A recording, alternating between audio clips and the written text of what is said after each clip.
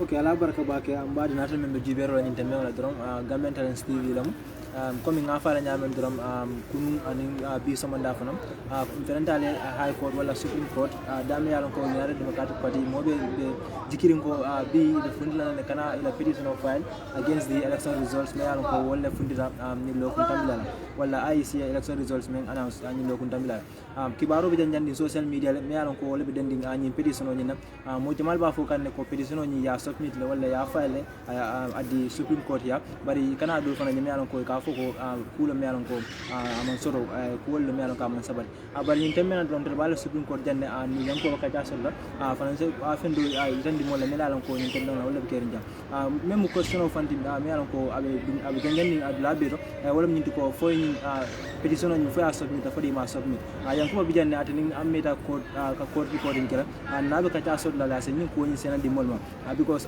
kula me yalon ka atlamu ko ni fambeti meme yalon ko be kerin ni temena ka itandi ko petition ni fo tonya ya submit la wala fa file la ban fa di ma file yanko ba felen ti absiri mol dala jang ni ko ni bonda mol ni da ba sinan la me yalon ko be kerin ni temena sal be se la moy yanko me fo la ning alter petition ni tonya la United Democratic Party ya file against the election results al Barrow nani Adama file fanam bu fanam bonda la jang yanko abina baraka bake be jibera be control na ani fo bi from what men to sign any petition killing man file respect to the elections mankata 2021 on the 4th December mankata ambe kedi wala media reports jale mo jama ba sa kan ko United Democratic Party ye petition of file wa mo kula de mialan ko aman soto mela sa fe malo ya bondi mun to ba kula mialan ko aman soto UDP GDC PDOIS NPP NUP SFL it will be hani mo kili man petition of file hani sai diamol le siata rek momo era soro ka foko nga election ni mal result ni na man songama bare comme kana ko to hani sai hani jol mo 6 will be party 5 ani independent candidate hani kili man pen file follow as far as the high court and the supreme court la registry are concerned even for they don't receive anything from anyone sai so abidanga jante me siringa be batum kan ajibe fu hani say binale bi fo sala ngaji fo binale so let it be clear yankuba jumala fo information o ditela kay tan ko nyili imam fuda nande wala parti o mam fuda jamia ran ko the election result ni wala na ta petition of file jam te kibaro ni ya bonne mo ko just some minutes ago registry of the supreme court I told them because some of them it told the receive any petition or any information we can Supreme Court la filing Carola respect to cases registry in a car receive and I told them to receive for all of them and I was there in the morning I was there just some minutes ago and so some of them direct we will be the first to get because we are here waiting for anything and we are covering other cases alongside so the Supreme Court signs and they are in session sitting like today, the case of the or civil cases. Most of them are individual civil cases. Come land matters and they are very individual. All man could do but we were there to check on what they were doing. Supreme Court is in sitting, and but as far as I know, as far as the registry records are concerned, there is no petition signed center. UDP, GDC or any party. So, Momo is a abe miro ay sakaro la mialan ko miro le abara fanang ni journalist ethics to ni jamu journalist wol yemo interview akoy ko nga petition of file your next step should be to go and confirm not to write about it you can say he said this but Supreme Court la registry ko hani amasoto that's what you should do as a journalist not to write ya fuko ni la petition of file wata programme ngaje hani AP ani la jamal ya safe even some cool, but I want to cool the filing man can sign. In fact, in Nisakino UDP to file, to when you to use it means if a feature can have project in the future. It can happen anytime. When you go UDP file, then it's something that is not true. It's a fake news. In Interval it's a fake news. It's something that has never happened. Whether GDC, UDP, or any other party, honey killing massacre, honey killing man petition at alright, so young one said, Diamu because it's fake news in Moko. Abayan then do that. amanke ni election United Democratic Party pour fundi election sonko ni ka file against the election results amanka follow tin ka fake news non mo on social media abita nyanni banko be kan so itila mira do walle jibero to ni semina post no mo la banko kan ni ara kibaru ka continue ka janjan kam banko kam mela ko they have no base in so yalla ni journalist la dokoro constitutional nati doko wala to hold the government to account. So until we have a responsibility, we have a duty at our public. So na duty meant information on that for Tonyale. Because until one of our roles is to educate the people. So until more people rely on us, more yakata more la bakere. And me fengo fen fola, me fengo fen safela, me fengo fen fintindila, more kalala, ka jubel and kalala. So nak nara nga fen fintindila ko Tonyati. Ngajale nga kuta me an ko an nga mol filindi le an nga mol filindi o ka kutu nyalan ko abaka banko sama nyato gon na saferol wala na nimbe diam ko jama ka fole na kuma kan wala saferol an ka fengol men fintindi as the media especially media houses nyalan ko they are recognized reputable media houses ne ka fengol men fintindi an ka kutu nyalan ko al mol la falal ne ka fenti nyalan ko mol filindi la ka mol anu the simplest thing journalist yani junior reporter junior reporter. Every source has an agenda. Now, source, you can moment interview is your source. Every source has an agenda, and every source, you must, as an interviewer, you can find what is the agenda of this source. So, Nina source yes, a petition of file. Yes, okay, no problem. I'll file one halfway. I time will be for okay. So, what is one side? The next step should be you contact the courts, the registry. Registry Africa, no, we haven't received any file. While Africa, yes, we have received a file. That's it. It's a duty on us. It's a duty to verify. It's a duty incumbent on every journalist, every reporter. Before writing anything, you need to verify it. Because why? If you're offensive, the public are the consumers. If you're offensive, they are consumers and they will believe it. And this is why everyone is talking about it. Everyone is talking about this petition. And then the truth is, there's no petition still before the court. Until now, there's no petition. So now, you made people to talk about something that does not exist. And that does not help the society. And as a media practitioner, I don't think it was something right. So, you need to write an apology to the people. This is not true. Because why? As a journalist also, ethically, there's a duty placed on you to write the journalists. If you make mistakes, write the journalists. We expect them to write the journalists today or tomorrow or anytime. If they are online, let them write it and say yes. As far as the registry records are concerned, or if they don't even trust us here, those on the ground, let them go to the court registry and ask them. These people are open people. Because when these are public documents. If they are there, you get them. So, in fact, next story survey, it says UDP file this election petition. You must be in position to say what are the basis, what are the grounds of their, what is their grounds, whether they are calling for first election or the irregular near petition that you are bringing irregularities. Well, cool to me, amanta who. So what are the grounds? What is UDP claiming? If you think there is a petition, what are the grounds? Tell the government what the grounds are. Because it does not exist, you cannot bring it. That is the truth. What a big. So now, some of us leaders and take move to we can criticize the government, but we also need to have some self-criticism. The desire to break news should not lead you to go to see fast. So something everyone is talking about, and then we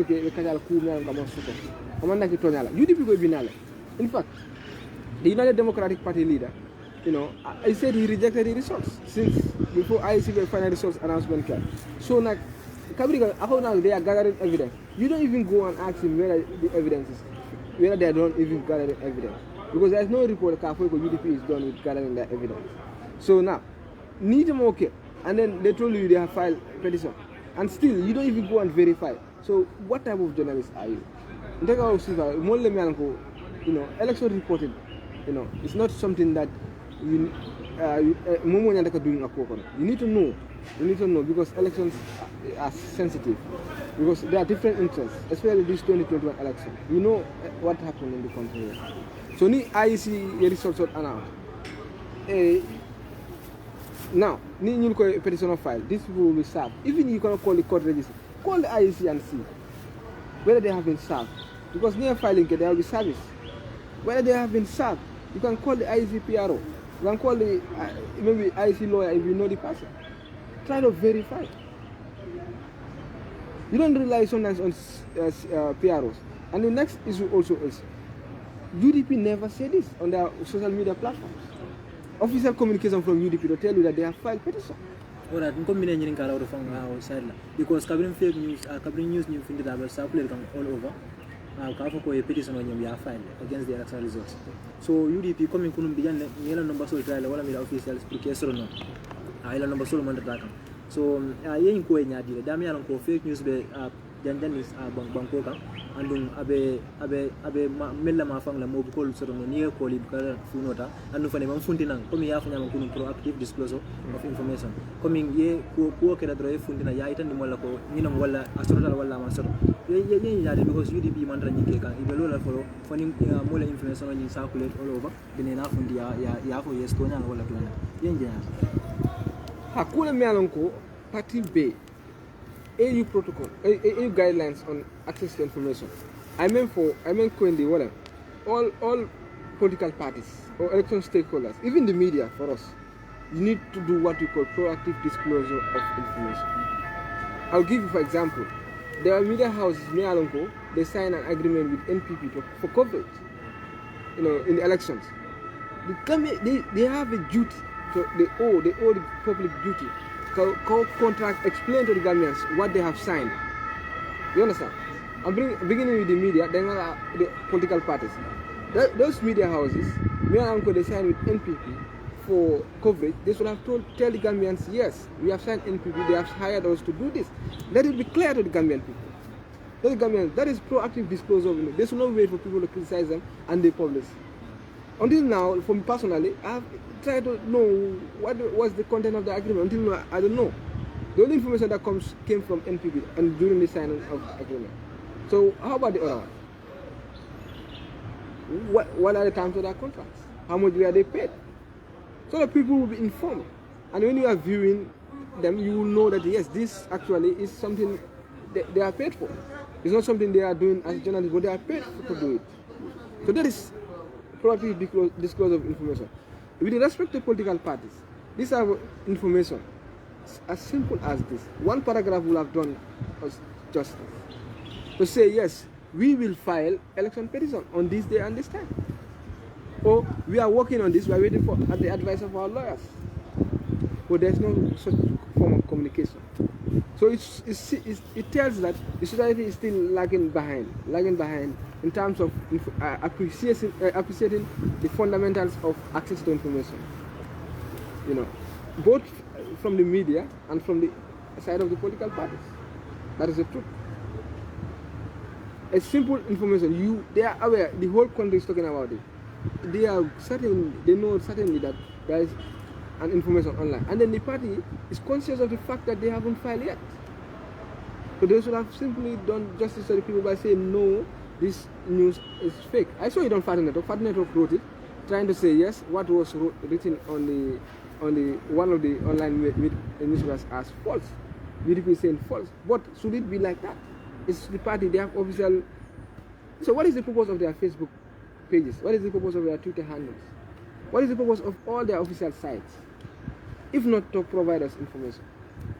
So whatever happens, they should be telling us. Simple. We are going to file this. We are going to do this. Oh, this hasn't happened. It will have saved even the media from going ahead to write those type of things. Even though I'm not taking it as an excuse that the news was fake, that the stories were cooked. I can say they were cooked stories, because something that does not exist is a cooked thing. It's something that you imagine at night. That is the truth also. So both sides, it shows a level of lack of appreciation of the fundamentals of the access to information guidelines. And AU has it, and then in fact Gambia has, enacted what we call access to information. So proactive disclosure is something that should be encouraged. All parties should appreciate it. The media should also appreciate it. And then we should wait to verify and confirm. There is no harm in waiting to verify. any news, there's no harm. Wala ntonyati. Nabra comme ñul ka koronta ñay ka safero ke. Ide koronta ka safero ke. E fengo fen safero isa ko mo bari kan. E fengo fen fo radio to isa la mo be la moy kala. E fengo fen fintini TV to isa la mo bay jube kan. So wala na e fengo fen kala rek I make sure that I can put me along to verify it. Facts are terrible. In fact, you need facts. You need facts. I tell you, the more you want to show to say this is what we rely on to produce this, or to publish this, or to broadcast this. That is what you need to do. You don't only hear someone third party go, yes, we have filed. That quarter go, yes, we have filed. Then you jump, UDP have filed. What is breaking news about that? So what are the grounds? That always take all of way. What is UDP looking for in the court? Because if you bring a case, there's something you need. You want either a declaration or the election to be IEC to check the validity of election, or you want fresh election or whatever. What is the party looking for in the court? Ask those who wrote those stories. They cannot provide it. I read their content. Nothing is there. Those ones even are sub-court reporters. Those type of things, even an amateur court reporter will not write those type of stories. To tell you. Because whatever case you bring, you must bring the claims, the particulars of the claims, or the statements of claims or whatever, something that will show why they are in court. So need more thinking, you know. So what are you doing? You're just trying to imagine someone told you, and courts are temples of justice. You for example, I court me and court for nyato, while I court me in Conole. I'm going to put me and go more for a banta. That is not court report. So the truth is, party had a killing of Fenatijan, and we are coverage, we are covering other cases, and we are asking around the registry. Some of another, we were able to provide the court, the public with verified information, accurate, and we will be able to tell them what is UDP looking for, or GDC, or whichever party comes here, but follow what they are looking for. That's the truth. Right, that's clear. Coming young work of Hankabi up to this time, it's midday. Hankabi Nagan Party coming off and well, fake news now on the social media. Well, a member of the Kampanko can carry and the election result in your petition file against it. Phenomenal come on sort. Okay, this time young one new Abikachaman sort of Kabul and the Kamolate. I identical from the register mail of Fempendinara and the other case file Kataman in Blamendula. I will attend the Hankabi Monfe receive from United Party, GDC or whatsoever. So I come and you fend and Melanco among sort of phenomenal Mollaba as a vacant Mollaba as a circulator in social media, while on social media identical new phenomenal Casabita, but a new phenomenal common. So young Wanina that you from before IEC. The election results ni announced ngajele mama kan the GDC and yes afan idara Adama the nika IEC ka officially results were announced ngamole ko ya reject so mama kan den isa fali na sorry nana isa fali ate ka ate brajele so ate ka focus na pati ka develop so ye yala ni move dinadi coming to okay from the IEC even though the IEC will be live you know, you have freedom. Women right to opinion. You have right to say yes. I don't agree with the result. I will challenge you. You can say it. Whichever time you want, you can say it. But the only issue I had was pronouncement for rejection. Well, I don't think anyone has the right to reject any results. I see the competent authority to do that. So whatever you want to do, you go to the court to challenge the validity of the results. So imagine covering worker as a file at a field that go honey at a side song. And I just for a video as on another song. And NUP for another song. So now Simon to the GDC and in GDP. Don't let the Amore man song on the side. Moment right you can do it. No one can condemn them for that. You have the right to say that. I don't accept. If you can see even things, this is cool and man, you have that right. But the truth is, before the announcement, we were expecting them to find the results. And for the next issue, mediator, they should not have used the word reject. You know, we should not write anything. We are not election underminer. It's in our ethics. I'm not speaking from my own thinking, but it's from our ethics. It's in our ethics. That you should not write anything that will undermine the electoral process. So no more I reject. In fact, before the announcement of final, you can say is dissatisfied with it. So use the nice term, dissatisfied. But reject, son. Former President Yahya Jammeh, and people condemn him. You saw that. So now we are seeing a repeat of what happened in 2016. So still people are using it. So what I told media, I'll still repeat our role. If you need a constitution, section 207. Section 207, our role as the media is to hold the government account and uphold the principles of the constitution. So how do you hold the government account? You have to be responsible. And how can you be responsible? IEC is a public body, and then IEC, they have a duty to serve the people. And that duty, don't forget duty fine. We have another duty. They have their duty, we have our duty. We have the duty to inform. But how do we inform? This is why we uphold the principles of the constitution. And what are the principles of the constitution? Some of them are like morality, public order, decency. So at that stage, before the announcement, if these people say we reject, and then media until being carried, because I saw only a few carried it. But if we all had carried it, it could have brought something. Because these people haven't announced the final result. They have not given the final verdict yet of the people. So next, if you write a story also, the IEC could, these people say they reject. What should have happened is, media should bring even the side of the constitution to say yes, they say they are dissatisfied, but the court is, they have to obtain this after an announcement to go to the Supreme Court. You should have educated the people. When, if you look at their reports, none of them put that there. I was very cautious following the media because I like self-criticism. So it's also something missing in our media. We don't reference, we don't put things from a perspective sometimes. When these people say this, what they say, you cannot bring one person, what the person says, and make it a full story. Bring another perspective. Other perspectives to make the story richer and better. That is what is important. So, but thank God, Gambians, most of the Gambians were listening to IEC, they were watching. People were interested to know why the delay. So that is the problem. So that problem, some people, they are coming together. In fact, people criticize, each Gambian has an opinion. Some are saying they should have do coalition, they should have come together before the election, but they are united by defeat. I saw that on Facebook. People are united by defeat. We saw all those things. So, but the media should always be courteous. I took time to write in our GPU page. I took time to tell people that they should not use those terms. Those who are in the page know it. I said no one should write reject. I told them to be courteous of the terms that these people may use. That was before even the press conference. They should be courteous of the terms these people may use and what we report. We have those responsibilities. We have the duty to remind one another. So this is what I'm every time. So they are coming together. It was agreed they can come together anytime, but was it necessary? It's also another thing that can be an issue of debate. Opinions can come. But as a pressman, a member of the press, is before you write anything, you have to think about the situation. The situation is what will be the risk assessment. It's very important. The story, what risk can it bring? Is a problem. So all those things are things that I'm not going to speak at the aspect of the politician, but at the aspect of my own people, the media. So look at we don't analyze it. They call for a press conference. Yes, go there. What do they say? Yes, take it, but also bring perspective into the. They are speaking. Every source, every person speaking has an agenda.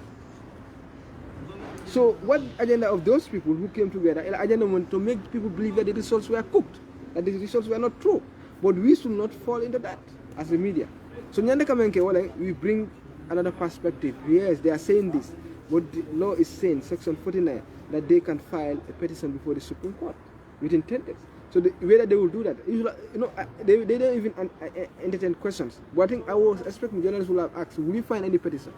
Before you reject, in fact, do you have any evidence before you? Because at the time they were rejecting, they were saying, we are trying to gather evidence.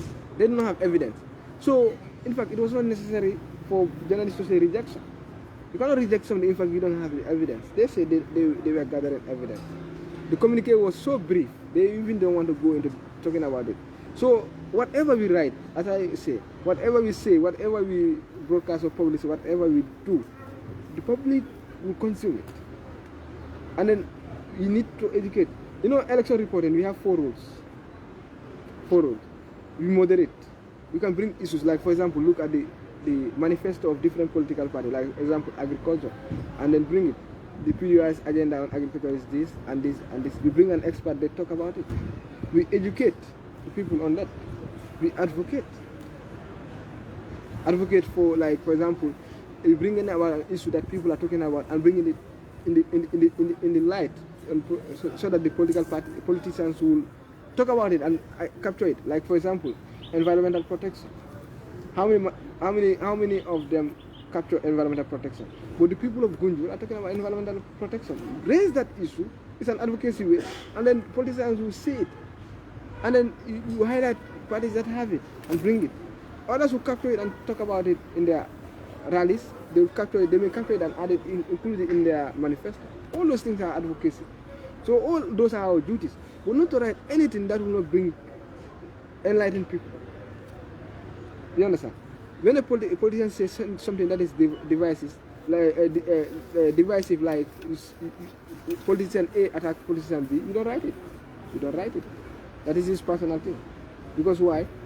We have a duty, decency, public order, peace. All those things are our duties. We must take note of that. Risk assessment.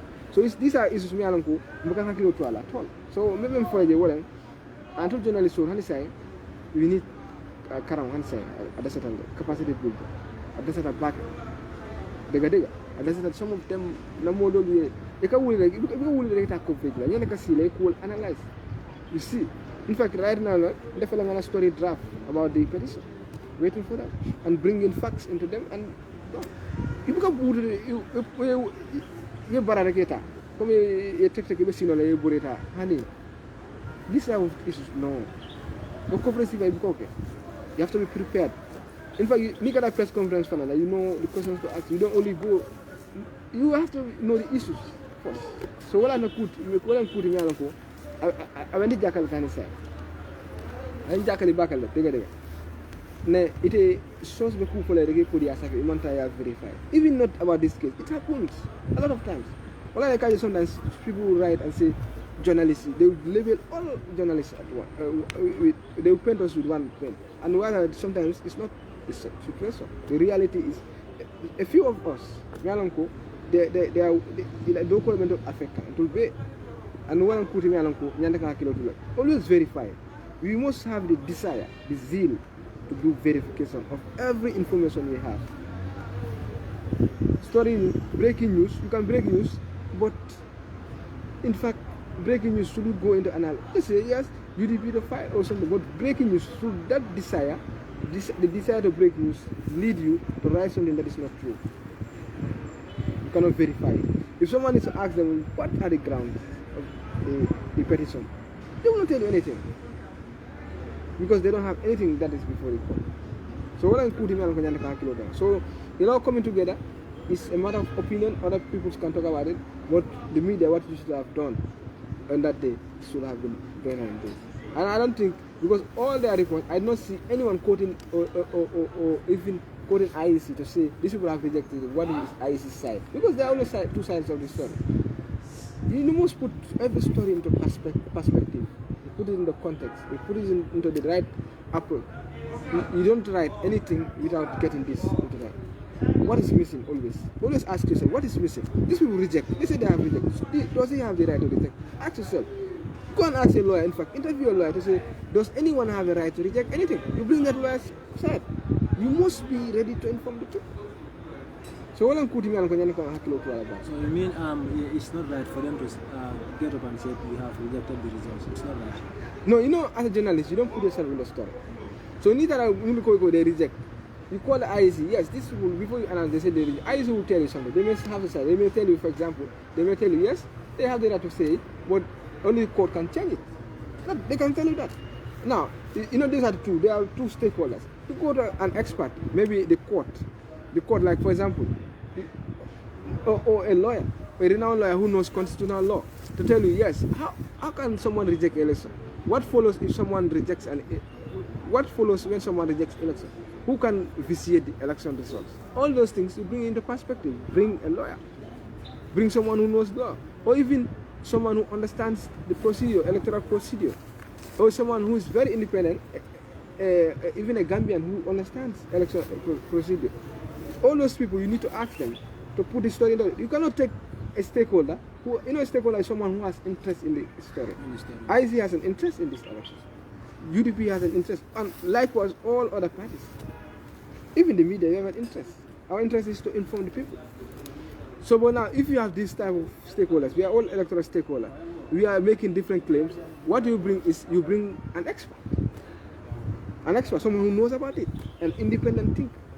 Maybe a lawyer who knows this. When you ask him, the lawyer, yeah, these people are saying this. What does the law say? The lawyer will be able to explain it to you. You don't have shortage of lawyers in the country. They will help you.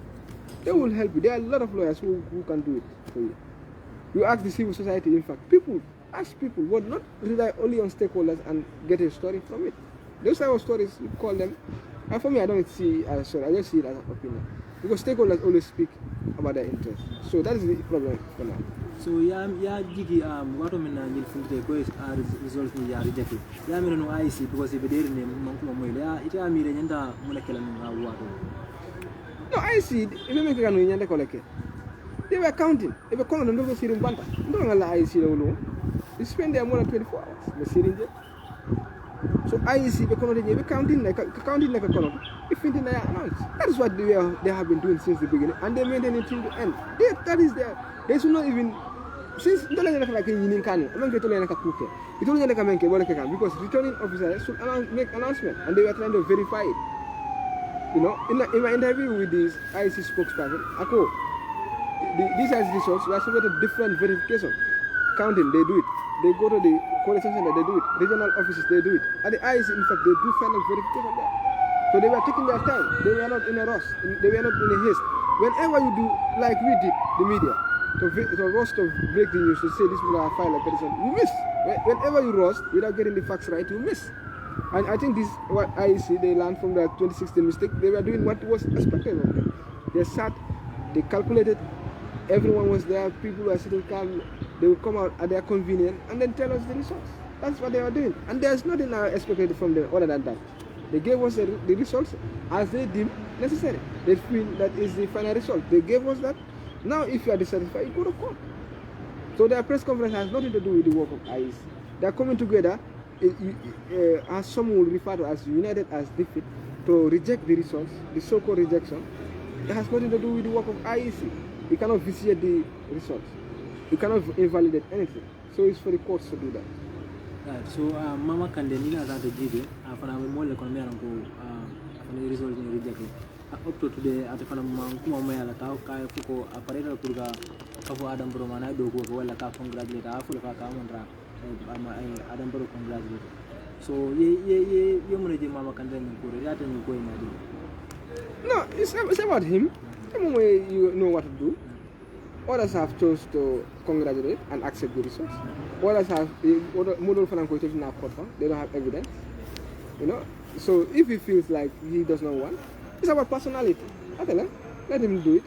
As far as I know, GDC my reports they have done an executive meeting and they were trying to review what steps to take, and then what the outcome of the executive meeting is still not known actually. Whether they will come to court or they will stay back and still reject, I don't know. But I'm yet to verify. I'll do a verification to be. But I'm going to mele president ko congratulate wala mele press conference organize ka foi ko sonta results ni la am ko intara kule is their side ni GDC fanan sonta ko ani UDP ko yes results ni manta ko is their side. So these are different sides. Momo na la opinion, momo you do your things on your own way. But I understand also some GDC executive members also congratulated President Barrow. Like I understand ko Alaji So and Umar Sise they congratulated the president. So Mama Kande not the common song. It's up to him. Momo na la right le. I cannot criticize him on that.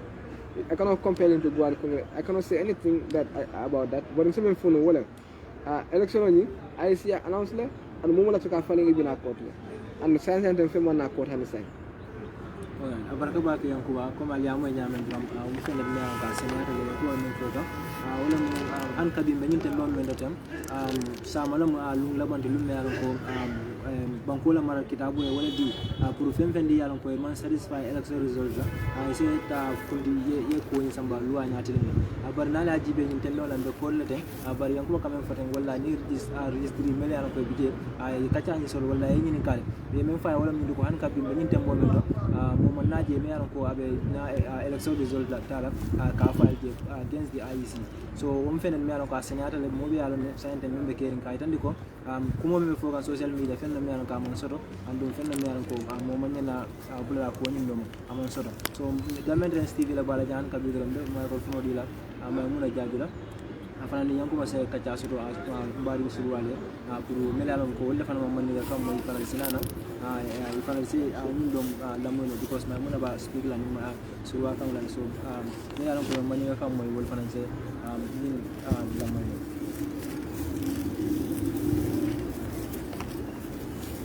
Thank you very much, Abaraka Lamin.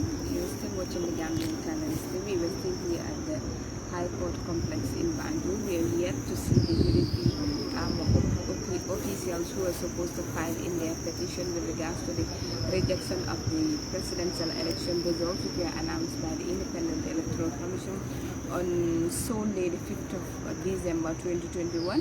We've all known that before the final announcement of the results, we've seen the leader of the United Democratic Party and also independent candidate Esam Baifal and also Gambia Moral Congress, the leader Gambia Democratic Congress, who is GDC under the leadership of Mama Kande, joined to again made a joint press briefing that they didn't accept the final results of the presidential election, with regard to most of the people saying that the United Democratic Party, which is UDP, filed a case with regards to the rejection of the presidential result. But we've seen officials of the United Democratic Party saying that they didn't file any case with regards to this. Since yesterday, we've been here moving up and down with regards to it, calling some of their executives in order to have clear information with regards to what is going to happen. Are they going to file in a case? They have here against tomorrow, which will mark the final 10 days after the final results were announced by the Independent Electoral Commission. So Yankuba is here with, I can say his face is now familiar with your screen because we've been talking to him since yesterday. Like literally, he's also a law student at the University of the Gambia and also a journalist at the same time. So Yankuba will help us break down this issue with regards to what is going to happen and what is expected from the United Democratic Party, which is UDP. Greetings, Yang. Thank you very much, Maimuna. Greetings to the viewers of Gambia Talents TV. I'm happy to join you people today also at the Supreme Court Complex in Banjul. Yes. Yesterday we had insightful discussions, and I hope today we have at least some of them. Yes, so we are here at the Supreme Court Complex. It's almost, I can say, the time is 12:36 at this moment. We are yet to see the UDP officials, and also we are yet to hear from them with regards to what is going to happen when it comes to the issue of the result that they have rejected.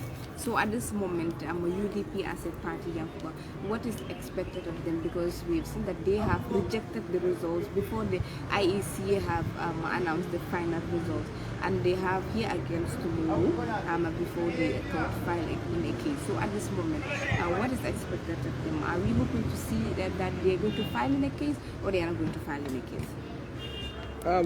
Still, the rumor is there will be filing of the case. The case will be filed. That is the rumor. But, in fact, the rumor is the case has been filed already. Yes, but the truth is the case has not been filed. Also, we saw some another rumor that the case will be filed. So we are still waiting. As you mentioned, it proved very difficult to speak to party officials, especially those responsible for communication within the party.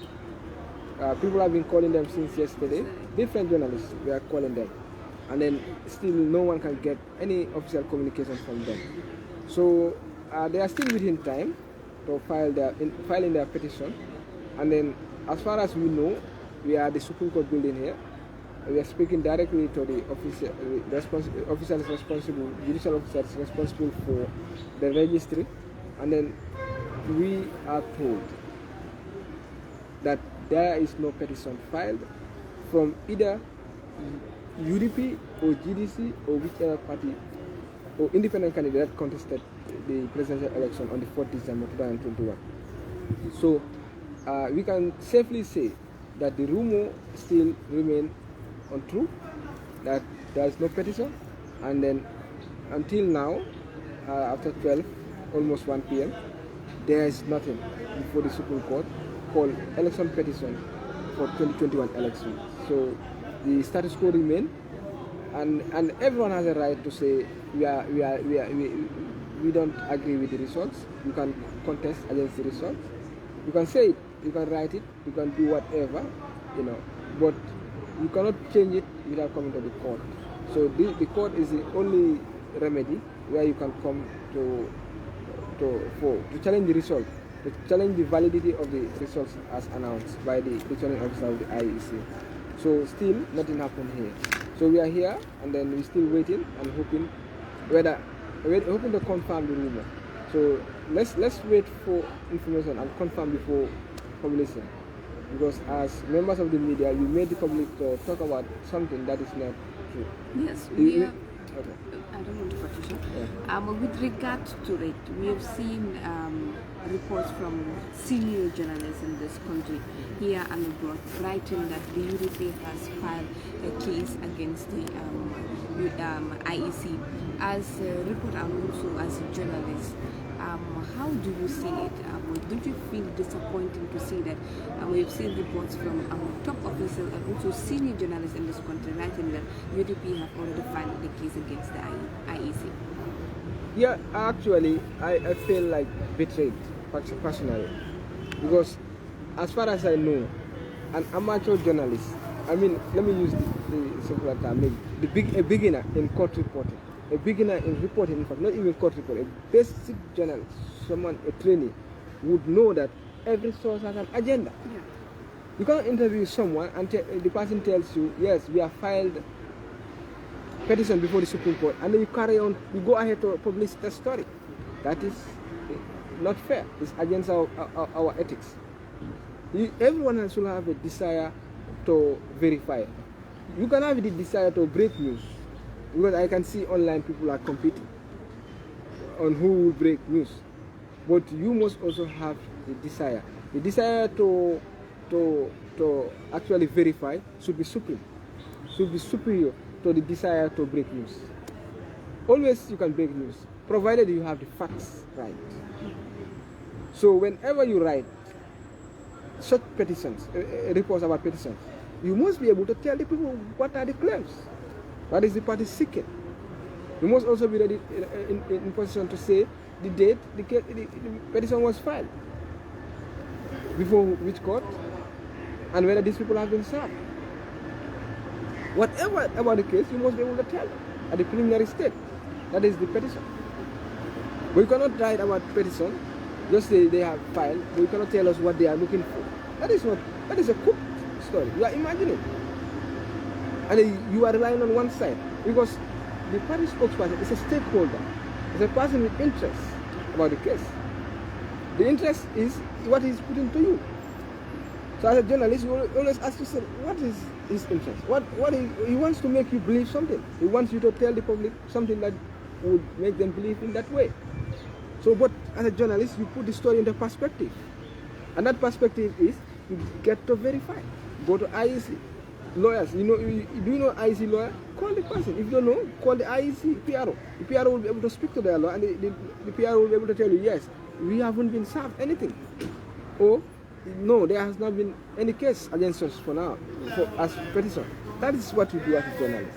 You must ask for that. You cannot only sit comfortably when someone tells you one side and you go ahead and publish it. That is not proper. And that is a betrayal of our ethics. It's a big time betrayal of our ethics. That is the truth. Yeah. So all those who publish it are people who are duty bound at this stage to write a rejoinder, to apologize to the Gambian people, to apologize to the world. because the whole world actually are looking at Gambia, because the election is deemed to be peaceful.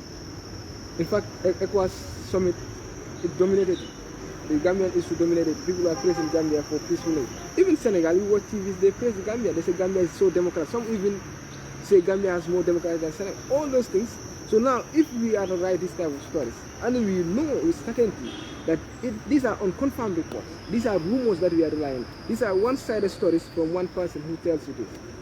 These are stories that are meant to deceive the public. These are stories that are meant to make public believe in something that never exists.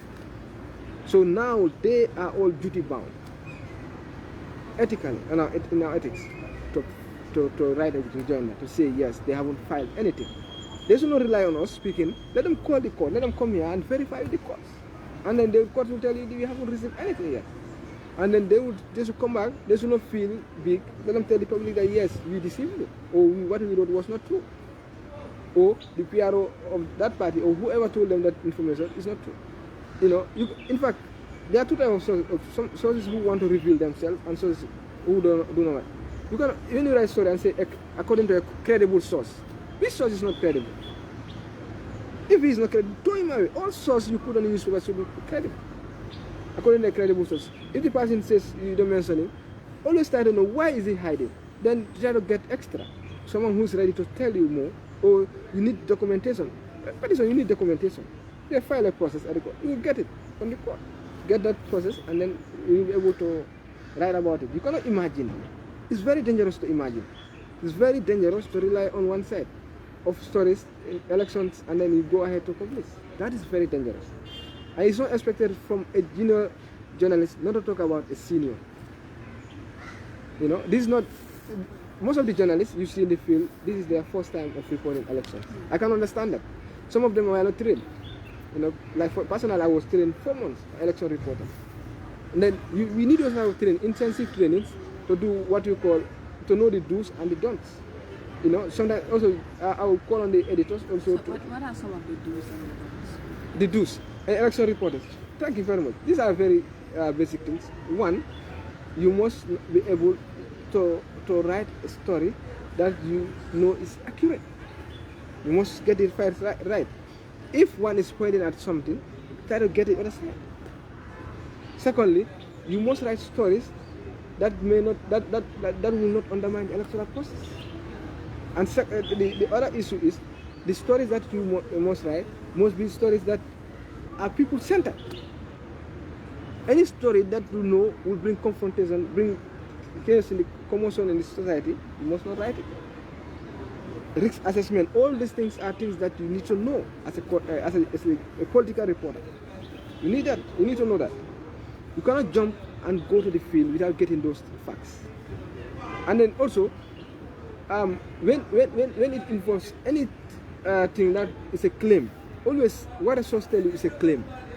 Always get the other side. That is the most important thing. Every journalist should know this.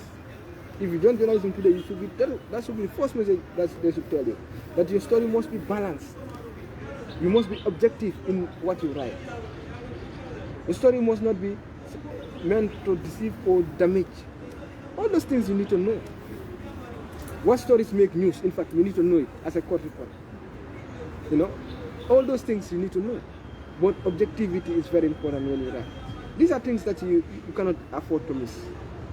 So now, I won't blame the reporters, but I will blame the editors. The editors, like for example, they have been reporting. As someone was talking to me earlier, that in other countries, editors will go to the field. Our editors in the Gambia will comfortably sit in their office, and they will not go to the field. And that is not also helping. You need to go to the field and coach your people. You not only teach them theory, go to the field and coach them. Help them in the field until they are good. Then you may even decide to go back or even continue with your work. You do that. You don't leave everything with your reporter who is reporting election for the first time, especially in a high-stake election like this. That was also not good. Yes. So you see journalists committing mistakes. Like for example, the mistakes like in protests, in assemblies, where people are gathered. Anything can happen. What do you do in those types of situations? Safety. These are things that they need to know. You know? you need to know also the laws governing elections. You need to know them, because the laws are things that govern us and tells you what you should be doing. The behavior of the IEC, what IEC should do, the media, the political, everything. You need to know it. You need to understand it. Even you are not a lawyer, a journalist, you need this. You need this basic knowledge. You need it. You don't have to be a lawyer to know the laws. No. As a journalist, you need this basic knowledge of the law. The code of conduct of media in election, you need to know it. The GPU code of conduct, that is the ethics. Cherno Charter, you need to know it. All those things you need to know. Chapter 5, that is part 5 of the GPU code of conduct, deals with elections. You need to know it. Don't accept bribes. Don't accept inducement. You know, all those things you need to do it. So, but we need self-criticism. This is first time for most of them. They need to learn more. But editors also have a role to play. Editor is not only just receiving stories. You call an editor, a journalist, say, you don't have stories where you become angry to that journalist. You force the person to go and get whatever to bring it for you. That is not proper. Train them. In-house training also should be done. So these are things that are missing. So coming back to what happened here today, there is nothing. There is no petition until now. At this moment, yeah, there is no petition. So with regards to UDP as a party, we see that they have the official Facebook page and other pages. We've been here since yesterday. We've been calling some of their executive, the spokesperson, and also the head of the communication team, who is Amadou Skatingane. They are picking their calls. What do you have to tell them with regards to it? Because at this moment, as journalists and also as reporters, we need credible information, just like you mentioned, that we need credible information to send out to the general public out there. So I think they also have a role to play with regards to picking their calls and also communicating to the people of the media, the journalists, tell them what is going on, and also the stance of the United Democratic Party with regards to filing in their petition case here. Yeah, it's a very important thing, because it's a matter that is being talked about everywhere in the country. Every Gambian is talking about this. Whether they know it or not, everyone is talking about it. So the truth is, we have official communication platforms. Party has different executive members, and not all of them can talk to the media. There's a channel. This is why they chose them to be the people to be disseminating information to the media.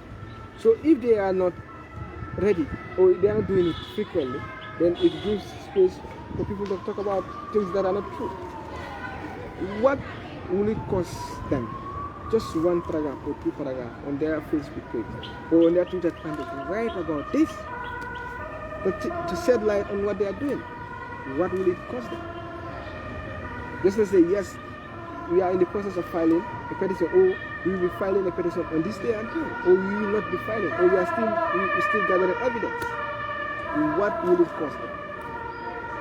This is why the protocol, the AU protocol on access information is talking about proactive disclosure of information. And that provision is very progressive. You know, in this world we need information. Journalists, we need it. The public need it. Because we need the information to feed the public. So the public need the information, likewise us. So we are not doing it for us. We are also the gateway to the public. The party spokesperson cannot speak to the whole public. But the public will rely on us to hear what the party spokesperson say. So we still expect they will do it. They should do it. You know, their Facebook page, all their official sites, they should do it. You know, or to speak to one radio station, those people will record and say it. It's important. To go or to write a press release, send it to a newspaper or anywhere, it's important. These are things we need. We have the Access to Information Act.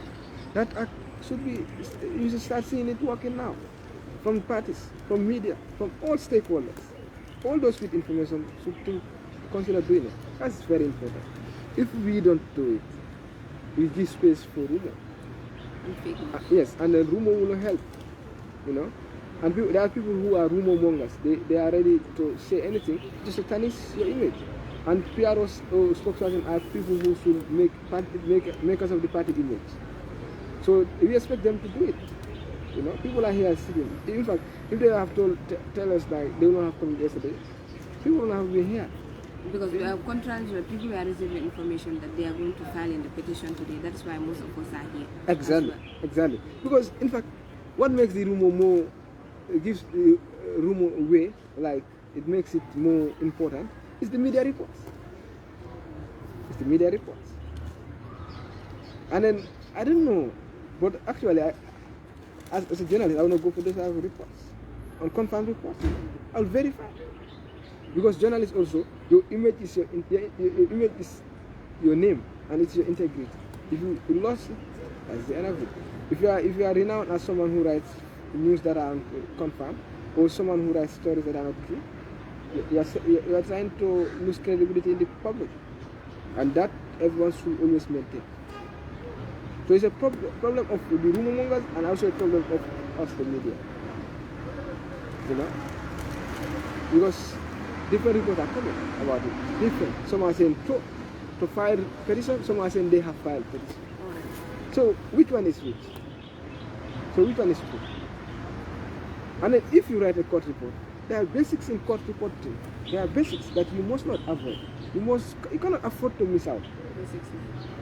Basically, like, for example, if you write a court, you must tell the people what the person is looking for in the court, what he wants the court to do. If you take someone about land matter, you want the court to make a judgment that you own the land. If you take someone about the election petition, there's something you are looking out for. Is it to invalidate the election and say, yes, we want there should be first election, or the irregularities that are mentioned, the particulars, you need to bring them. These are called particulars. The grounds, you need to bring them.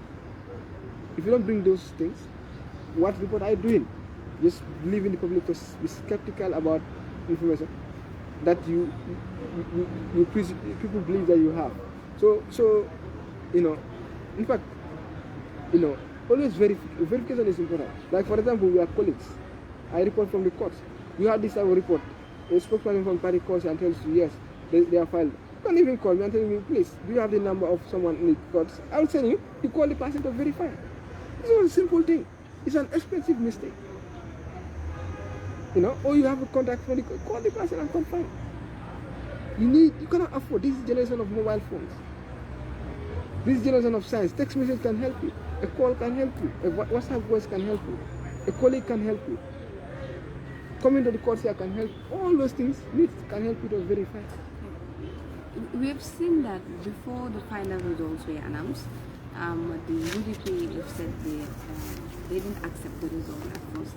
I think, yes, before rejecting the result, they should have gathered evidence to show that maybe the elections were rigged and all that stuff. It took them one day to unaccept the result, but we've seen that it's almost 9 good days before they come out to show to the people that these are some of the reasons why we didn't accept the result.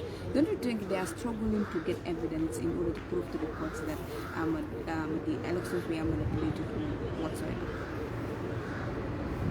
Oh, it's very important to point out that it was their decision to say we reject. Their so-called rejection. They can say that, you know. You can say I have rejected. But I think before rejecting it, you need to come up with evidence. Yes. In fact, the party leader said they are gathering evidence. It means they were not done. They gathering evidence, so they rejected at that time. So nonetheless, this is their opinion, is their feeling. But the issue here is, you know, observers have declared the election results as free and fair, different both local and international observers. Some political parties have accepted, and in fact congratulated the president. You know, so if they still they think they can do it, let them do it. You know, there is no specified time within the 10 days. You can come any day. It is left to them to come any day. It's left to them. So if they choose to put their house in order, not to rush, they can come. Even on the last day, they can come. So, but the issue here is the media. We need to take our time on our reports. Reject. If you interrogate the word reject, go to the dictionary and find the meaning of reject. And then go to the laws and the laws of the land. Speak to lawyers. Can someone reject the results? Can a party reject the results? The lawyer will help you to put it in the context. You speak to 2-3 lawyers and let them help you with that. Yes, they have rejected. He said, yes, the leader of this party said he rejected. Yes, and then you bring what he said, and then, but lawyer this said, the section this and this said this, and then so far no one can reject results. Only person that can do it is go to the Supreme Court. These are things you could enlighten the public. So you cannot rely on one source. So that source has an agenda. If you don't rely on that, if you rely on that source, you may miss the point. You give give chance to the other party to come and give you chain and lash you. You know, so that is the truth. You must be responsible when you are reporting. And the responsibility, you give balance, you give different perspective, you become objective. You know, you don't rush. For me, I don't rush to break news. I don't. And I believe every journalist who wants to publish correct news, you know, yes, rush to break news. It's a developing story out here because GDC, which is the Gambia Democratic Congress, they also part of the people who didn't accept the results of the elections. So we've seen a report from the Point newspaper saying that GDC confirms evidence of alleged electoral fraud. That's what they are saying. And like they said, they have up to 10 days, and which is here against tomorrow with regards to everything to make they also file in a petition with regards to the election. So we're hoping to see different things from different political parties. As of for now, we can say GDC and UDP are the only party to say that they didn't accept the results of the elections. Yes. So at this moment, you're still watching the Gambian Talents TV. We are yet to receive any petition from the United Democratic Party with regards to the election results, which were announced by the Independent Electoral Commission on Sunday, the 5th of December 2021. Because we've seen that on the 4th of December 2021, a majority of Gambians turned to the polls to cast in their votes, and we've seen that President Adama, Barrow, the incumbent, won the election with a landslide victory. But we've seen that the United Democratic Party, which I can say they are the biggest opposition party in the country, and also Gambia Democratic Party, the Gambia Democratic Congress, backed by the APRC Yahya Jammeh, also say that they didn't accept the results. So this is the current situation going on right now. Rumors are spreading left, right, and center, saying that the UDP have already filed in the case, but what the UDP officials, some of the executives are saying that they didn't file in any petition with regards to the presidential election. So they have here against tomorrow, like they said, it's 10 days. So the 10 days will elapse tomorrow. So we have in case that they didn't file in any petition and all that stuff. What is next for the United Democratic Party after the 10 days have been? In my opinion, it's like after the 10 days, that is the end. They have to wait again. Let them go for the National Assembly election, or they wait for 2026 for the presidential election. You know, because the avenue that the laws provide is filing petition before the Supreme Court to challenge the validity of the results as announced. So if you don't take that opportunity, I don't see, I'm not aware, and my research and interviews different show that there is no other avenue other than to wait. Yeah. Even though you can say in the next 5 years you'll be sitting and saying it's not fair, the results are not fair. You can say that, freedom of speech, freedom of assembly, but no one can do anything about it unless and until you come to the court, and then the court decide on it. If the court decides and say that's your first elections, there will be. If the court says no, you know, but even if you come to the Supreme Court and the Supreme Court decides whether against you, you can do what we call review. The Supreme Court can review their own decision, and then you can still have chance, because at the hearing there will be 5. At the review there will be 7. So you can still have chance, you know. And then these judges are independent people. They can decide on their own, and then if the majority decides in your favor, you stand a chance of succeeding. So Yakuba, in a case that the Supreme Court ruled in favor of the United Democratic Party, what is going to happen? Are we heading back to the polls or what? You know, you're saying in the case they bring the file. Yes. First, let them bring first. In the case they bring their petition, and then the court decides in their favor. Yeah, what the court decides will stand. You know, Section 120 of the Constitution, subsection 4, is telling you all state agencies and departments should help the court in enforcing their judgments, their decisions. No one has the right to change any court decision other than the court of the superior authority. Like for example, Supreme Court decides in favor of any party that brings the petition. The party that loses, maybe the IEC, or the IEC may file in for a review. And then the review can succeed and overturn the previous decision, or the review can affirm the former decision. So whatever case it is, the court's decision will stand. That is based on section 120, subsection 4. It's there. Anyone can go and verify it. Yeah.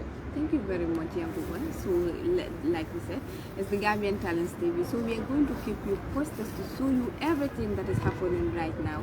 As for now, the time is still clocking, and it's almost, I can see, 1:05 p.m.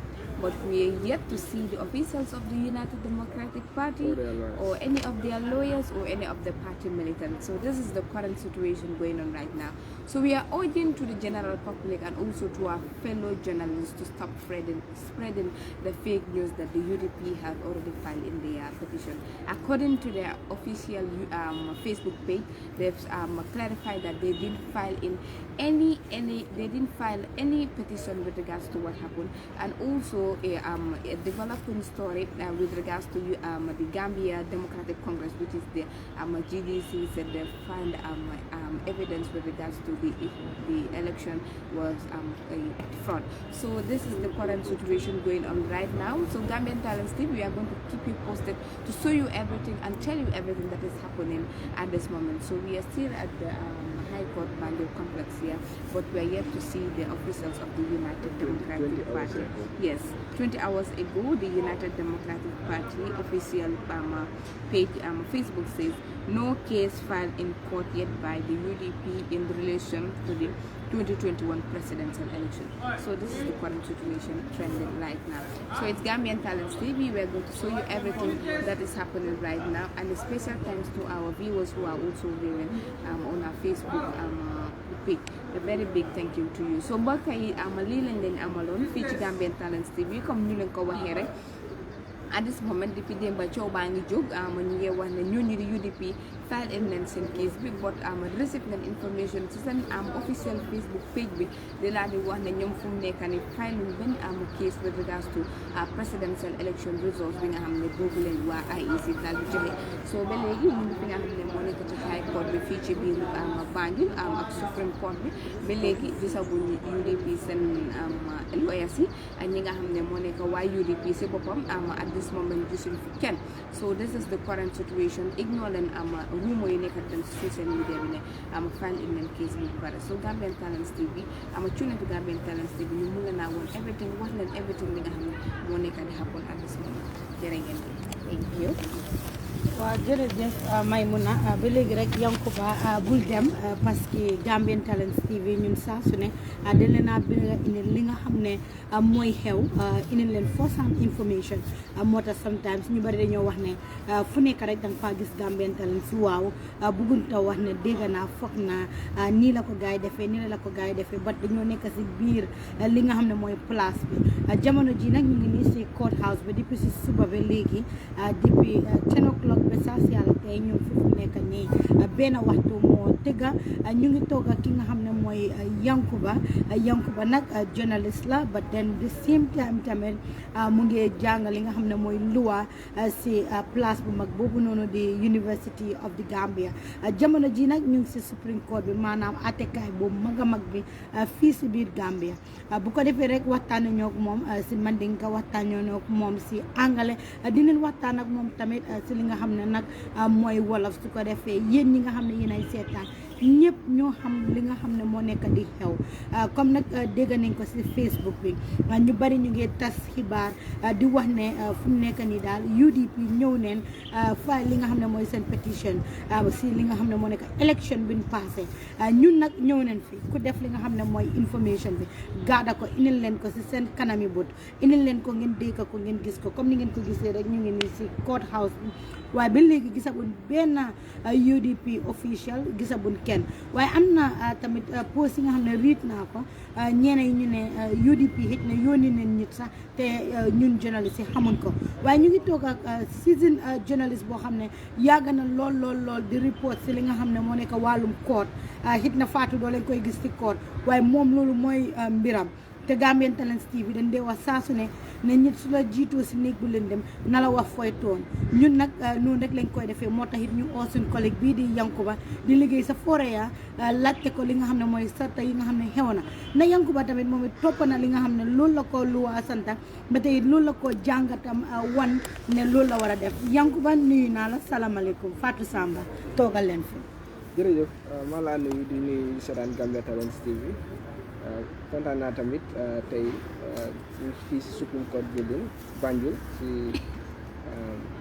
Independence Drive so di xaar pétition ndax beneen parti without GDC UDP or any other party ndax dinañ ñëw fii tey waaye as far as you know gisanguñ dara wanguñ gisabuñ dara Yankuba ba den am na ñoo xam ne ñu ngi bina si renowned newspaper yi ñu ngi bina ne UDP file nañ petition am na ñoo xam ne sax wax ne to such an extent ne xit na dañ yónni just anybody ci seen place ku kooku mu indil leen ko moo tax xamuñ ko mbéte yi sax ñu jox ko kenn si seen lawyer yi kooku ñëw rek hand over ko ma bëgg a xam rek comme que yow da nga dee yàgga di report fii ndax xamuloo kenn koo xam ne mu ngi liggéey fii koo xam ne jox nañ ko te yow yëguloo ko te man yëguma ko non nga affaire si code dafa am process bi lu ko dee door mooy file te fan nga koy file mooy si registre bi te registre soo fa file rek dañ koy def si indi records dañ leen saaf other parties so benn filing amut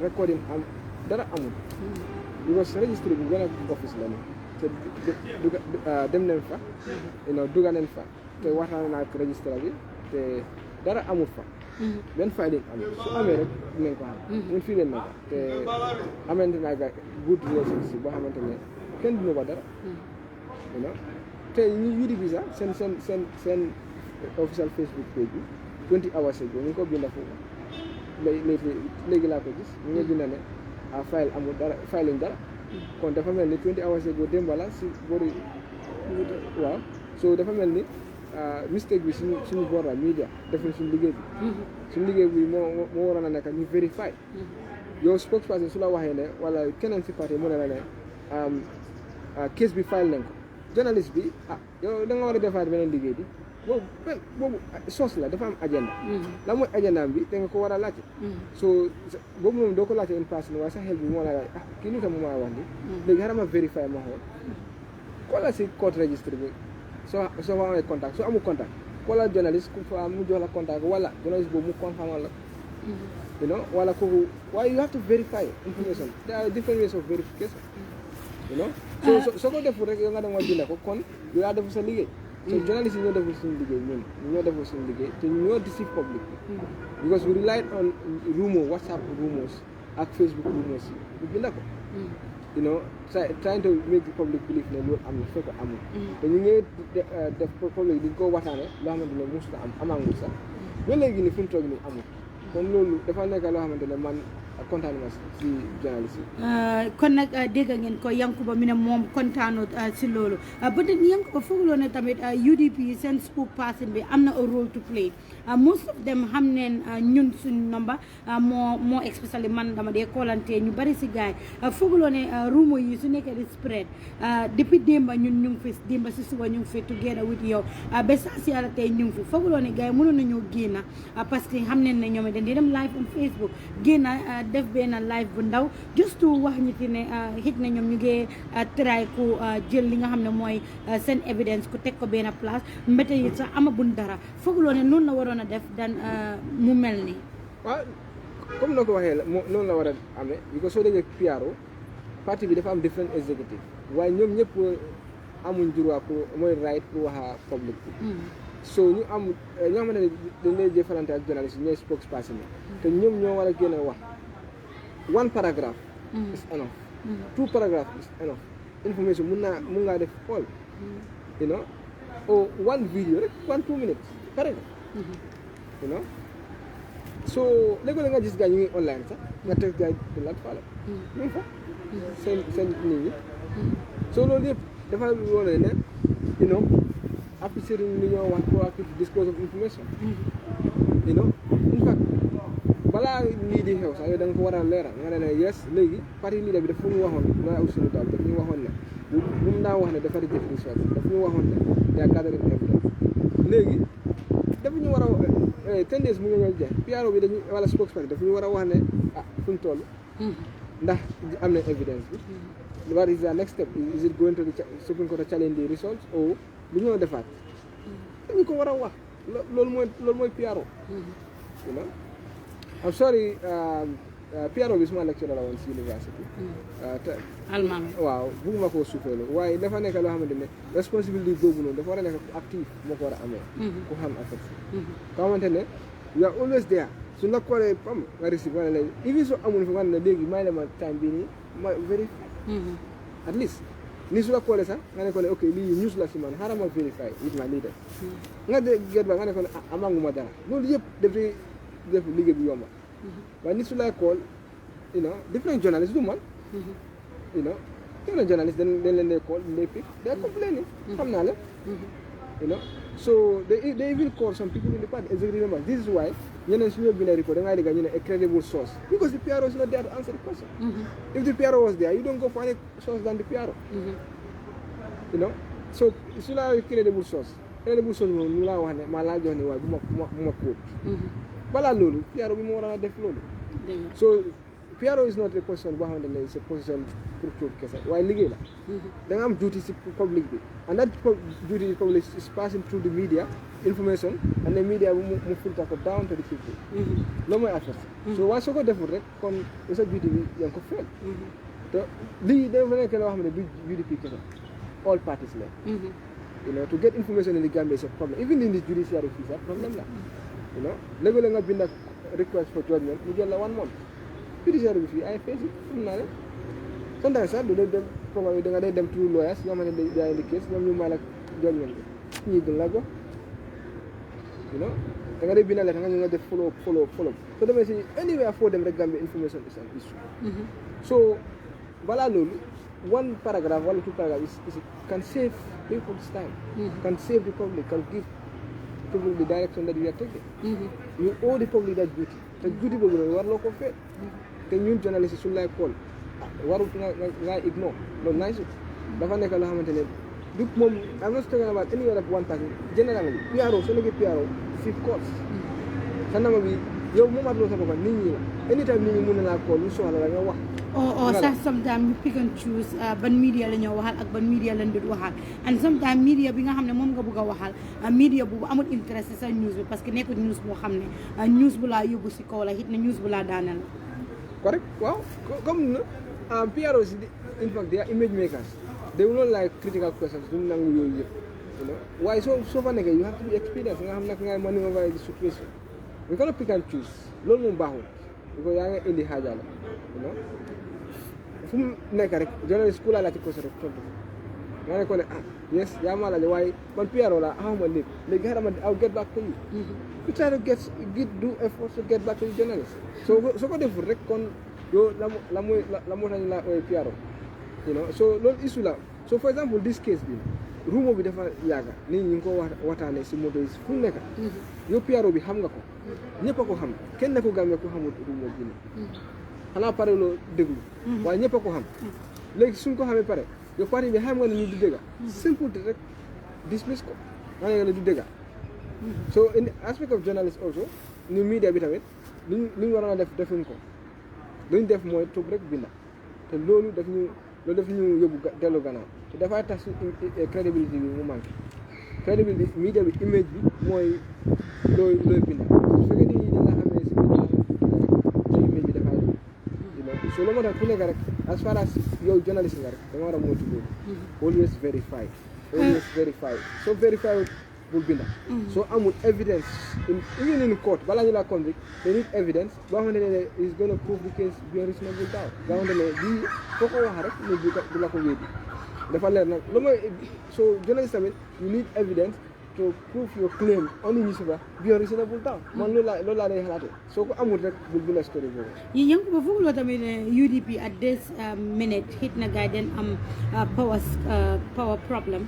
ñomi neen nekkul di jubo because soo ko seetee am na ñoo xam ne wax neen la ne kii moo ne gars yi file neen li nga xam ne moo nekk case bi keneen mi ne la déedéet kooku mi ne la déedéet lii amut so mënuloo xam ban mooy siba Why anga mënuma wax waaye mën naa wax ne miscommunication because in the media reports they quoted the PR the spokesperson of the party while in other reports they are saying it's not true so dafa mel ni ñaar la so like for example even on their Facebook they are saying it has never been done, it is not true but you see on the newspapers they quoted the party spokesperson so there is a miscommunication that is the truth ñi suñu waxee ne media bi ñu laa wax ne they quoted him mu ne they are filed these people are saying no whether they misquoted him or not but the two information are not the same bi mu laa wax ne file na bi mu laa wax ne no filing so which one is which so I will not say there is power struggle or but I can say there is miscommunication or they are not at the same level in terms of information so spokesperson li mu wax li ma gis media reports yi mooy ne they are filed waaye ndax file la ñene seen Facebook bi ak one of their officials xamante ne ku ko binda mu ne bugg koo wax donc mu ne filing so which one is which so lii dafa wone ne ñoom si biir sax they are not at the same level in terms of information why not the party should issue official they should issue an official the communication to the public to say their position don't like expect the guy proactive disclosure definitely while there is a situation let them handle the situation to save the public from living in the rumor.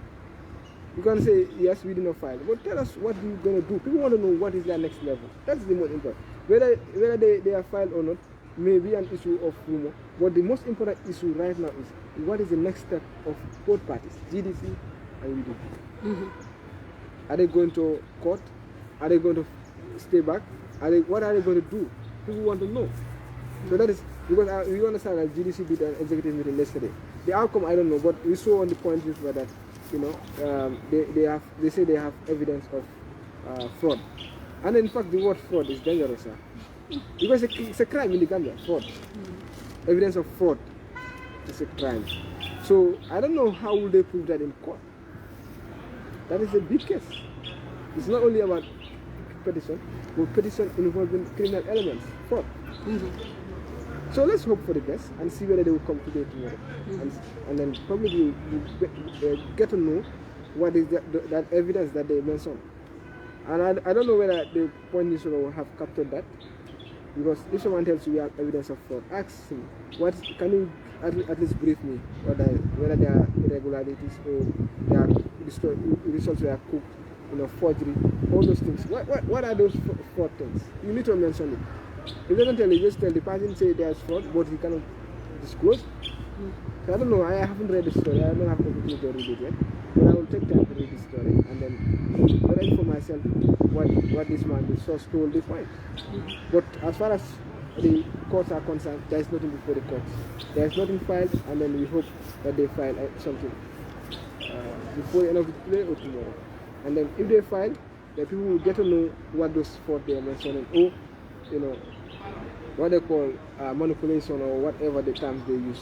All the terms, they are free to use terms, but the truth is there's nothing before the courts there. So we are here and waiting.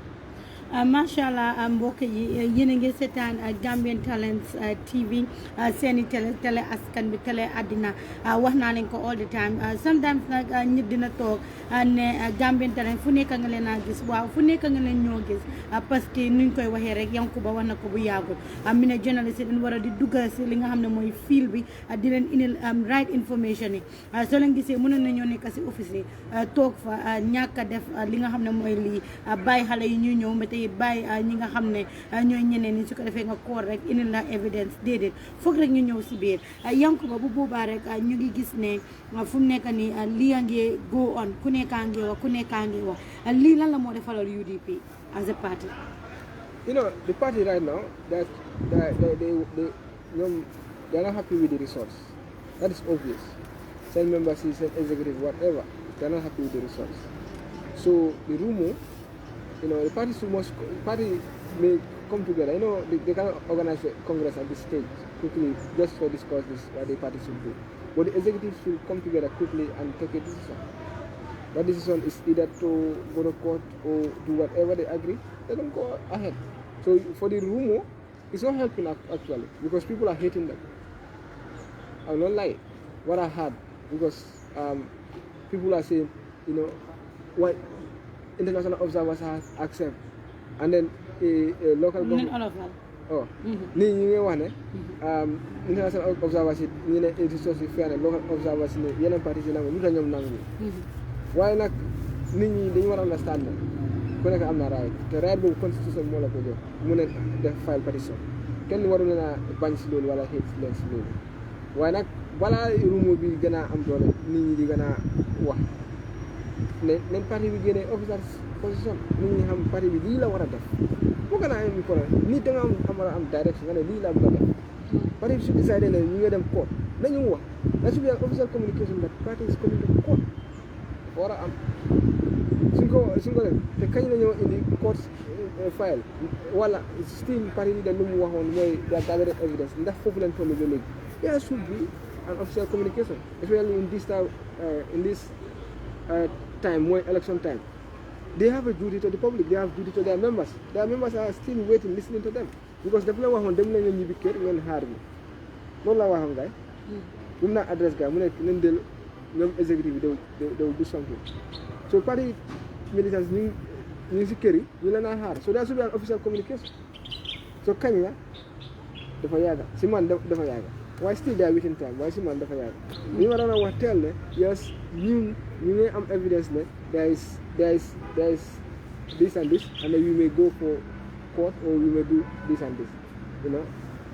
More gain than rumor. Rumor mom do the Japan like the rumor be there are different elements together.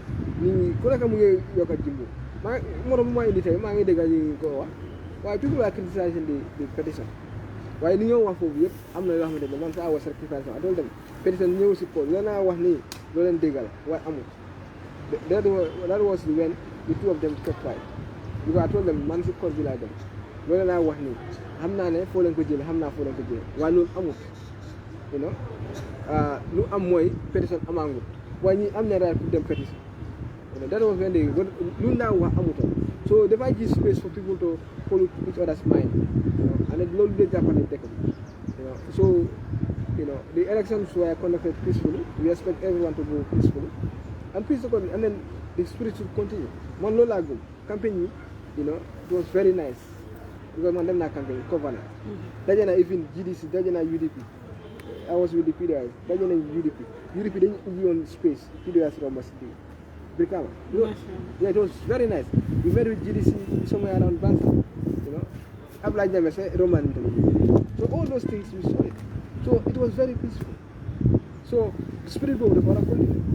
Simple game continue nak that should be information rumor daf lay indi lu bari te sen parti militants ni toké ken xamul lan len togué fofu sen leader mo lay wax tok lan ngeen déglu so dañu wara wax ak gaay yes li lañ amangum so suñu waxut rek can give space to anything so ñu ngi fi ba léegi rek te léegi tey tout tega so foo su tegee moo nekk gaay wàcce neen kon ëllëg su passé dafa mel ni daal UDP amatu dara lu mu war a wax si élection. Why much more content in more than I'm not content Thursday. You know.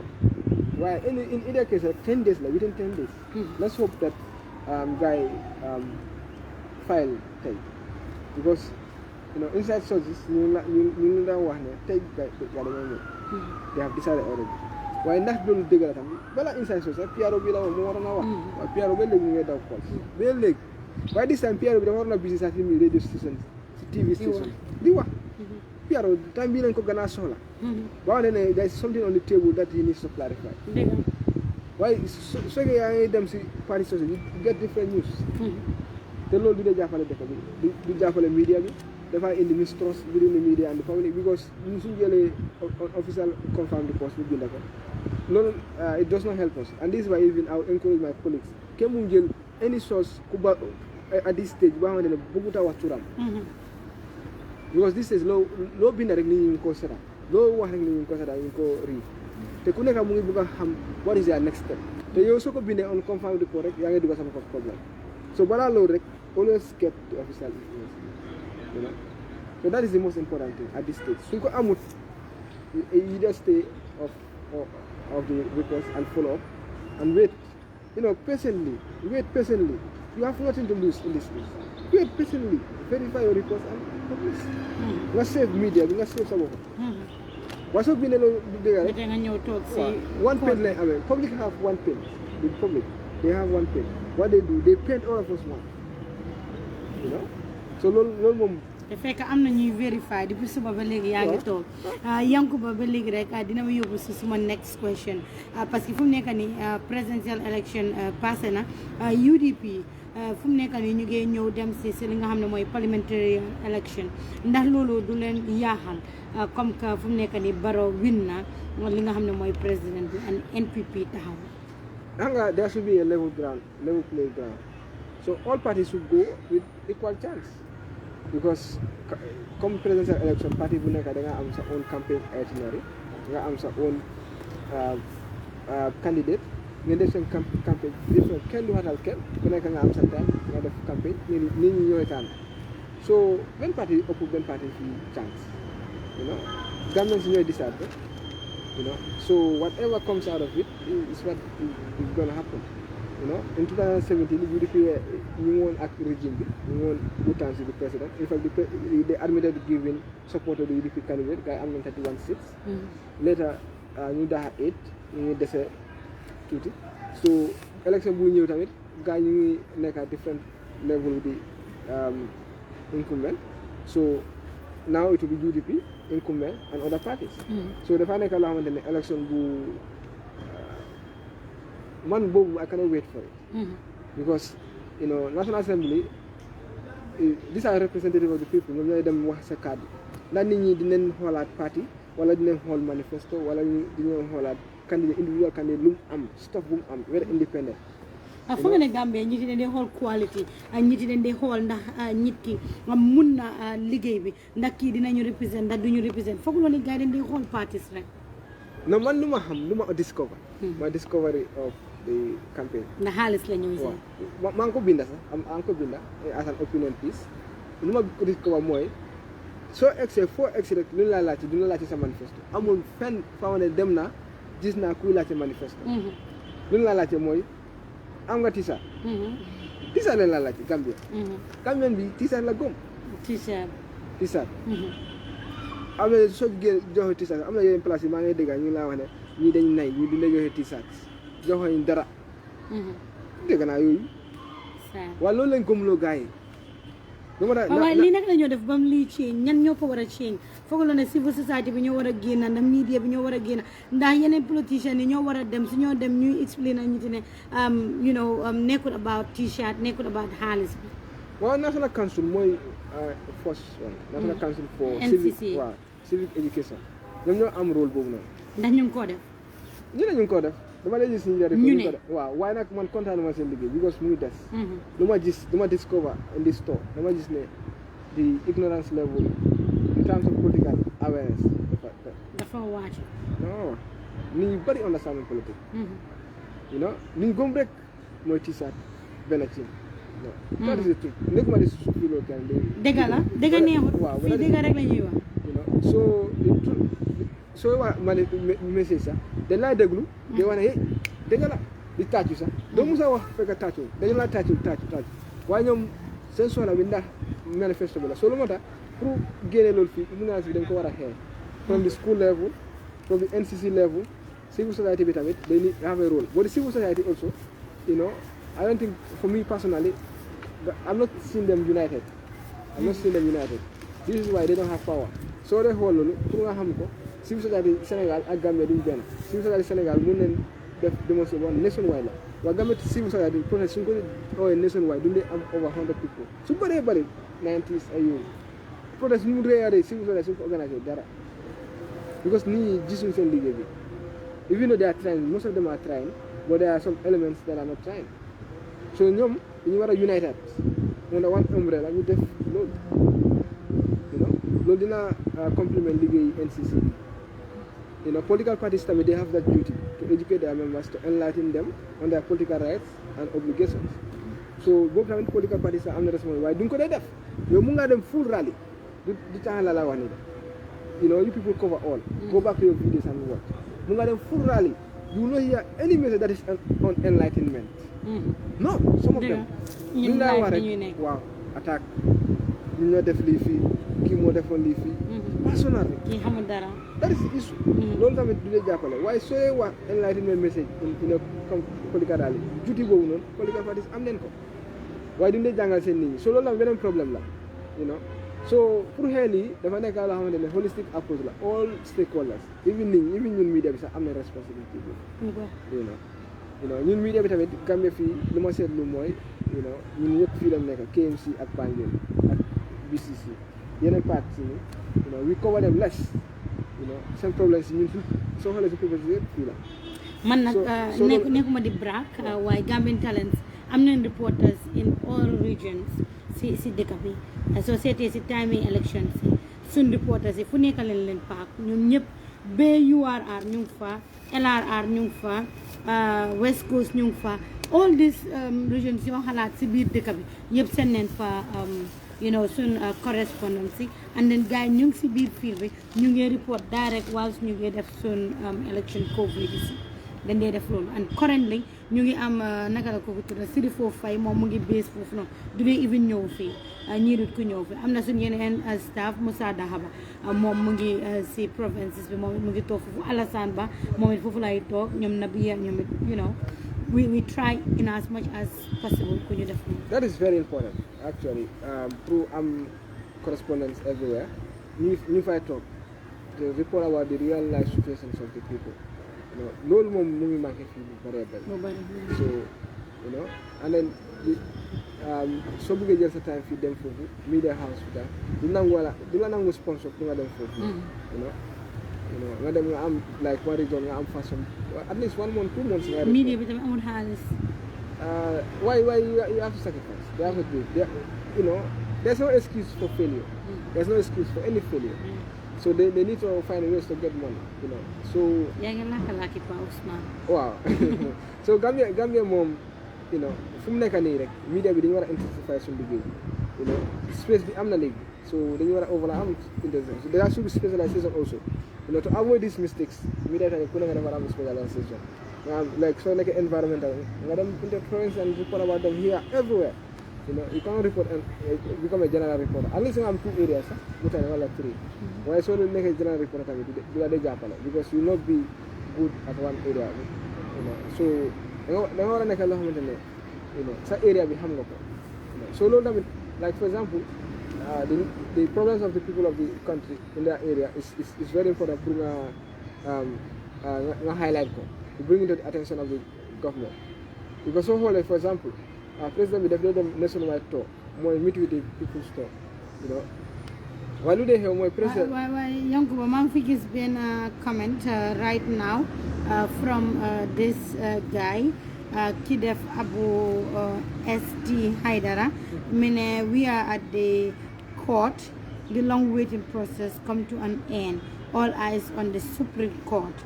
Mom Abu S Haidara Lola Wane, a cameraman, but a camera woman, Buganaga just one new court, Nyungfi, but I think Gisabon, young woman, is it possible? A guy Muna Nyo, then you do this. As far as my talk, we are facing the industry. This year, why not the situation is peak problem in the family. You know, the SDG, why have why have is not so much reliable. The people that you know, in fact, you know, I think within 2 minutes I am able to verify it and come back and feed people. Alright, so you can go.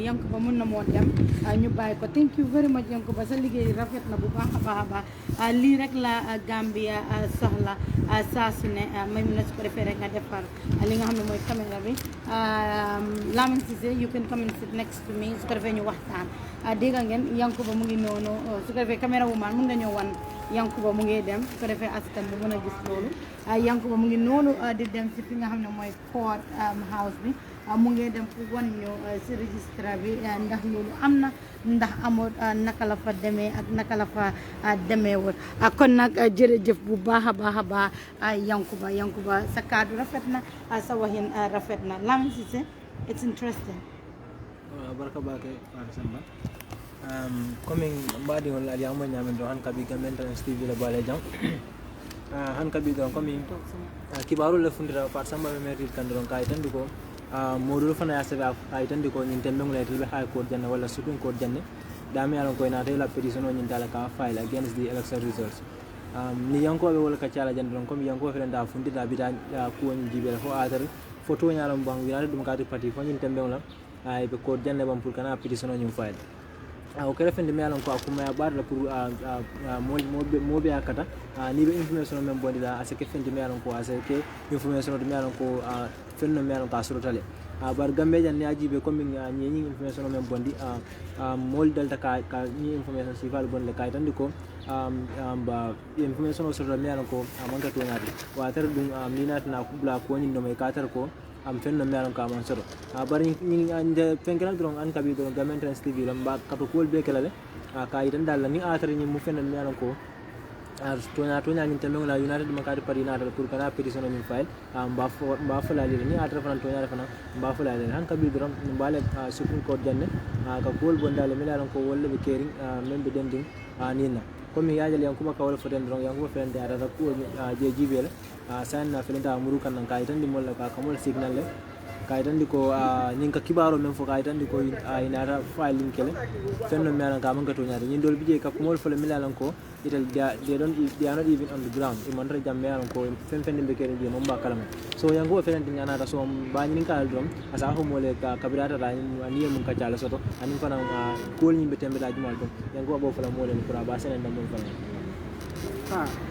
len kada wala I went on Facebook me several times and I don't go I'm not going to for this I feel money there's no petition still moment several correct and to be done to more than now come Syria and the actually me kuni me all the while baru kanjang because na coverage ke from parek so to na dame fem man ke hani hani feng amanke so na sonko fem man ke jam folo because many na receive ma fair receive go wala court registry so mo me safero ke ka fo e fenat le fo iseta to na tije fem man ke hani sai na so wala no ke direct intul ba fo ya ndol be siri registry me siri directly facing the registry and every moment na mo ki nga dinga film so we have a very good cordial relationship with them and fentina je e fem ma won tolma so fem man na fo hani sai fem man na je so pour nga kalamta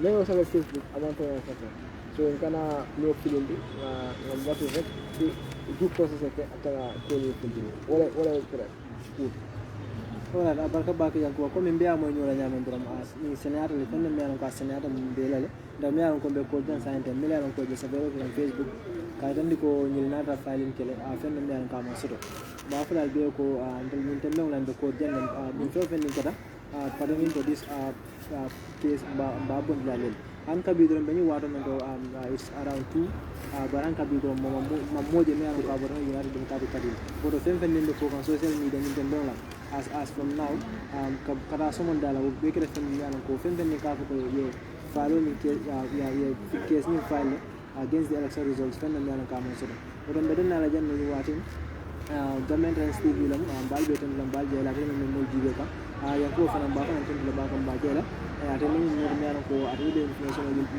so ba ko ta kan dole bodo ma fana tan ba kan na jey ana do fana mi an ko outside da no jibe kan je ngal be tan ba kan ngal jey ate ko sabu ya kinna ni tel bigan na tol tan ando fana na si de jam ko kana dia mo le jam ko da kere ken dina ka kuma da ba ko pour an ngata do ko ke gan nola na do ko ke pour an se no na fa men nana ko fen dina ka kuma da ba ko ngaldi do tan do ba ke ngal jay ba ke be may mo na bela fana tina an na mo ton ya ko fana sala final words fo mo la ko le jiber woni tan na okay abara nga ba ke se men ko no wala an sa en ba din jonal so wala ko wana time le safaro la ko ni verify ga ku to nya soto dalin ka safaro min man to nya soto rek kana safaro ni ko mo ki sa kilo la time ta kana buri safaro ka atra ya verify ni mo ko rek ko mo fi ni